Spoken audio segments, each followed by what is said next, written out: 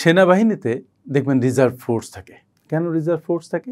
বিশেষ প্রয়োজনে সেই ফোর্সকে ব্যবহার করা হয়। এই রিজার্ভ ফোর্স সংকটকালে সাংঘাতিক গুরুত্বপূর্ণ ভূমিকা পালন করে, ঠিক রিজার্ভ ফান্ডের মতো।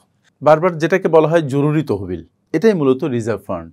আমার ভিডিও যারা দেখেছেন তারা হয়তো জানেন, ইমার্জেন্সি মিট করার জন্য, জীবনের কঠিন বাস্তবতা ফেস করার জন্য রিজার্ভ ফান্ড অত্যন্ত কার্যকরী ভূমিকা পালন করে।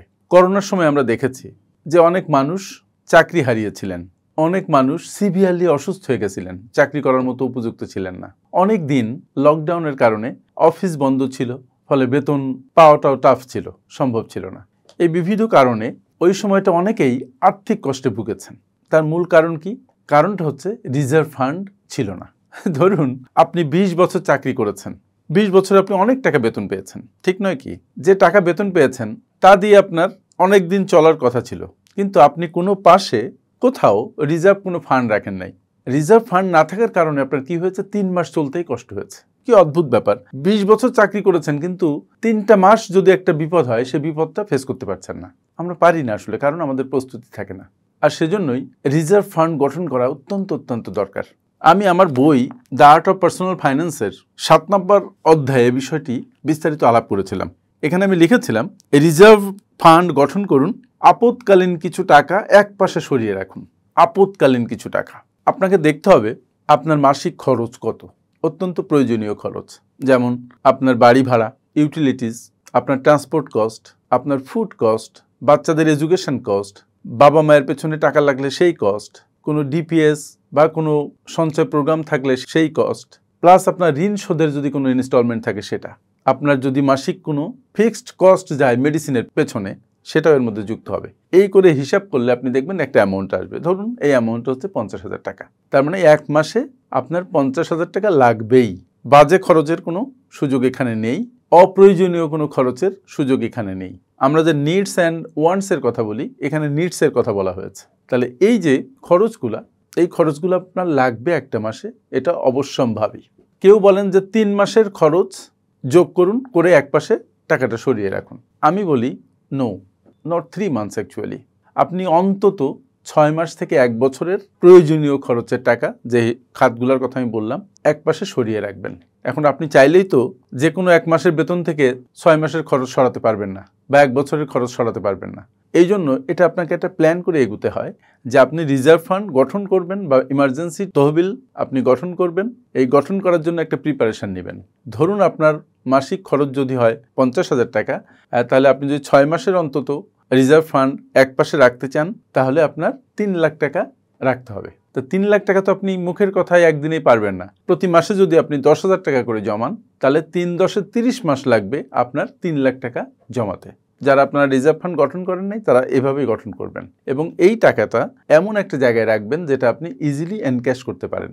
এই টাকা আপনি কোনো জমিতে বিনিয়োগ করতে পারবেন না, এই টাকা দিয়ে আপনি সঞ্চয়পত্র কেনাও আপনার ঠিক হবে না, এই টাকা আপনার 5 বছর মেয়াদি এফডিআর করাও ঠিক হবে না, এই টাকা মিউচুয়াল ফান্ডে ইনভেস্ট করা ঠিক হবে না, এই টাকা স্টক মার্কেটে ইনভেস্ট করা ঠিক হবে না। এই টাকাটা ব্যাংকে 3 মাস মেয়াদি, 6 মাস মেয়াদি এফডিআর করতে পারেন।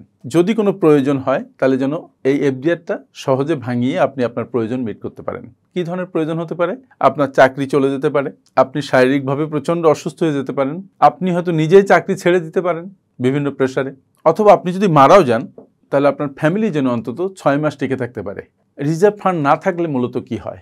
রিজার্ভ ফান্ড যদি না থাকে, তাহলে এটা আপনার জন্য সমূহ ক্ষতির কারণ হয়ে উঠতে পারে। অনেকে আমি দেখেছি রিজার্ভ ফান্ড না থাকার কারণে নিজের অ্যাপার্টমেন্ট বিক্রি করে দিয়েছেন। ওই যে 6 মাস চলবেন কিভাবে, লোকজনের কাছে ধারও পায় না, কোনো প্রতিষ্ঠান থেকে লোন দেয় না, ফলে অ্যাপার্টমেন্ট বিক্রি করতে বাধ্য হয়েছেন। হয়তো বউয়ের সমস্ত গয়নাগাটি বিক্রি করতে হয়েছে। সবচেয়ে বড় কথা হচ্ছে লোকের দ্বারে দ্বারে হয়তো ঘুরতে হয়েছে, অনেকের কাছে যেতে হয়েছে। তাহলে যে মানুষ আপনি চাকরি করছেন এবং লম্বা সময় ধরে চাকরি করছেন, তারে কেন 3 মাস 6 মাসের জন্য অন্যের দ্বারস্থ হতে হবে? নিজের মধ্যে সেই সক্ষমতাটুকু তৈরি হবে না কেন? একটাই কারণ, আমরা প্রিপেয়ার থাকি না, আমরা চিন্তা করি না। আমরা মনে করি এখন সুস্থ আছি, সবসময় সুস্থ থাকবো। আমরা মনে করি এখন সুন্দর চাকরি চলছে, এই চাকরি সবসময় চলতে থাকবে। কিন্তু যে কোনো সময় সাডেন একটা অসুবিধার মধ্যে যে আপনি পড়তে পারেন, এটা আমাদের মাথায় থাকে না। আর এই মাথায় থাকে না বলেই আমার এই ভিডিও করা, যে আপনারা এটা মাথায় রাখবেন। Emergency fund is a must. আবার দেখেন অনেকে ইমার্জেন্সি ফান্ড না থাকার কারণে হয়তো ডিপিএস করেছেন 10 বছর মেয়াদি, 8 বছর পার হয়ে গেছে, তখন আপনার সমস্যা শুরু হয়েছে। করলেন কি? 8 বছর পরে যে ডিপিএসটা ভাঙিয়ে ফেললেন। 8 বছর পরে যে ডিপিএস ভাঙালে কি হলো? আপনি যা জমা দিয়েছিলেন সেই টাকাটা পেলেন, আর সাথে হয়তো শুধুমাত্র সেভিংস রেটে একটা ইন্টারেস্ট পেলেন, এফডিআর রেটে ইন্টারেস্টও দিবে না। এটা অভাবনীয় ক্ষতি। হয়তো 10 বছর পরে গেলে আপনি 20 লাখ টাকা পেতে পারতেন, 8 বছর পরে যেয়ে দেখবেন যে আপনি 8 লাখ টাকা পাচ্ছেন বা 10 লাখ টাকা পাচ্ছেন। কি সাংঘাতিক ক্ষতি, ক্যান ইউ ইমাজিন ইট? সুতরাং ইমার্জেন্সি ফান্ড গঠন এটা একটা অত্যাবশ্যকীয় জিনিস আমাদের ফিনান্সিয়াল লাইফে। আমরা যারা এটাকে তৈরি করি নাই তারা যেন এখনই তৈরি করা শুরু করি, আর যারা তৈরি করেছি তারা যেন না ভাঙি। আর যখন কোনো প্রয়োজনে আপনি ইমার্জেন্সি ফান্ডটাকে ভেঙে ফেলবেন, ধরেন এক বালতি থেকে আপনি 2 মগ পানি উঠালেন, পরবর্তীতে ওই 2 মগ পানি আবার বালতিতে রেখে দিবেন। দ্যাট ইজ, ধরেন ইমার্জেন্সি ফান্ড থেকে আপনি 1 লাখ টাকা বিশেষ কোনো প্রয়োজনে খরচ করে ফেললেন। যদিও আমি খুবই ডিসকারেজ করি যে অন্য কোনো প্রয়োজনে এই টাকা খরচ করা যাবে না। যদিও খরচ করে ফেলেন, তাহলে পরবর্তীতে যত দ্রুত সম্ভব ইমার্জেন্সি ফান্ডটা আবার ফিল আপ করে রাখবেন। তাহলে দেখবেন যে আপনি আপনার জীবনের বড় আর্থিক ক্ষতি থেকে বাঁচতে পারছেন। ফ্যামিলির চরম অনিশ্চয়তার সময়ে এটা একটা ঢাল হিসাবে দাঁড়াচ্ছে, এবং আপনি বিপদে পড়লে এটা একটা রক্ষা কবচ হিসাবে আপনাকে সহযোগিতা করছে। দি art of personal finance management এই বইয়ের 104 পাতায় আমি বলেছি কয়েকটা বিষয়, যেটা আমি একটু শেয়ার করি আপনাদের সাথে, যারা আপনারা এই বইটা পড়েননি। রিজার্ভ ফান্ডের ব্যবহার কোন কোন ক্ষেত্রে হতে পারে? নাম্বার 1, অনিশ্চিত সময়ের মোকাবেলায়। নাম্বার 2, অতীব জরুরি প্রয়োজন মেটানোর সময়। নাম্বার 3, অন্যান্য বিনিয়োগ ঠিক রাখার ক্ষেত্রে। যেমন আমি একটু ব্যাখ্যা করেছি এখানে, আপনি শুনুন। এমন অনেকে আছেন যাদের 2-3টা সঞ্চয় স্কিম চালু আছে। বাবাকে মাসে মাসে টাকা পাঠাতে হয়, না হলে তারা অনাহারে থাকবেন। তাদের নিজেদের রোজগার, জীবনযাপন তো আছেই।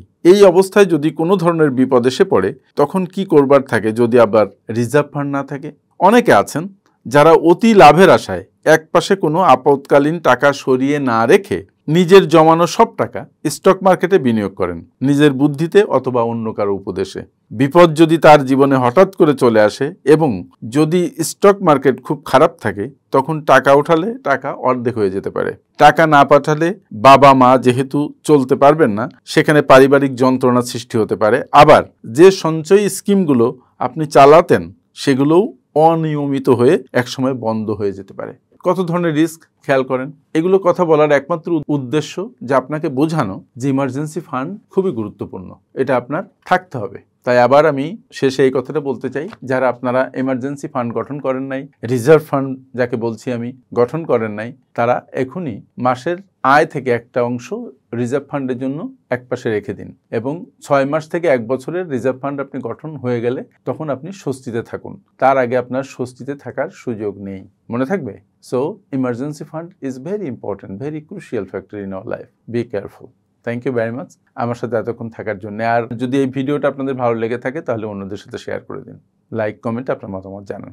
Thank you. আসসালামু আলাইকুম। আপনারা যারা বিশ্বমানের project profile, company profile, project feasibility, market survey, business and marketing plan এবং ওয়েবসাইট তৈরি করতে চান, তারা আজই যোগাযোগ করুন আমাদের সাথে। FinPower Leadership International, a finance and business consulting firm.